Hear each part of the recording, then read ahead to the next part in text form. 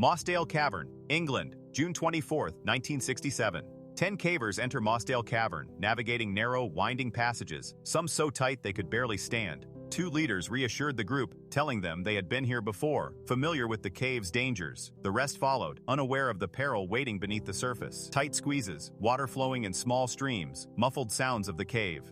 Hours into the descent, 4 cavers decided to turn back, sensing the growing difficulty. Above, the sky was cloudy, but the weather seemed harmless. Below, however, the situation was escalating. The water began rising slowly at first, then faster. Trapped in the depths, the cavers raced for higher ground, though they were still 3 hours away from the exit.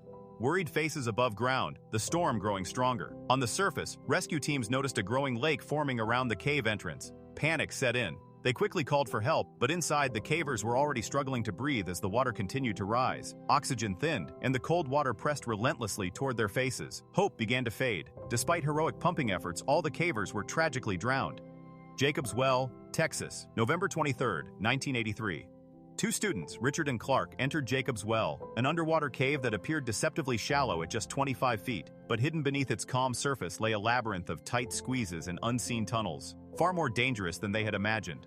Prior deaths had already served as a warning. 2 years earlier, divers had been trapped in a gravel slide with almost no chance of escape. Experienced instructor Don had tried to seal off the danger, but the allure of exploration proved too strong, and curiosity pushed Richard and Clark to venture further. Inside the 3rd chamber, the situation became increasingly dire. There was barely any airspace, the carbon dioxide was thick, and panic began to set in. Clark desperately passed the regulator back and forth, but Richard struggled to breathe and his direction became confused. They were in the wrong tunnel, and their air supply was dangerously low. Time was running out.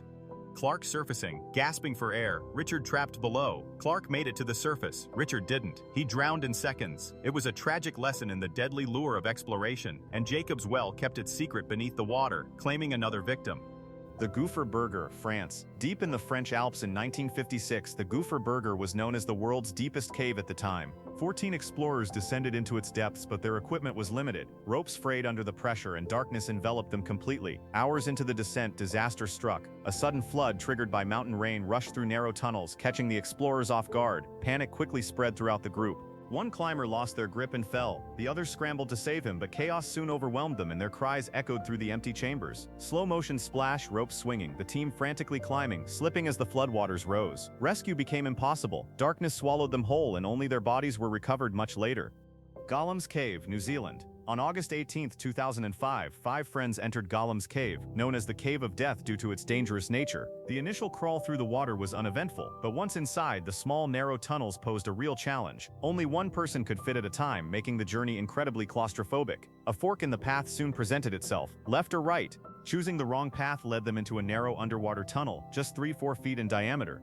As they passed through, they encountered bad air, high in carbon dioxide, which made it hard to breathe and think clearly. Confusion set in. Panic quickly followed. One by one, they became trapped, unable to find their way back. Families outside desperately waiting for news. The police arrived quickly, trying to save them. Oxygen was pumped in and water was removed, but it was too late. All 5 friends were lost and their bodies were recovered from the cave. The entrance was sealed,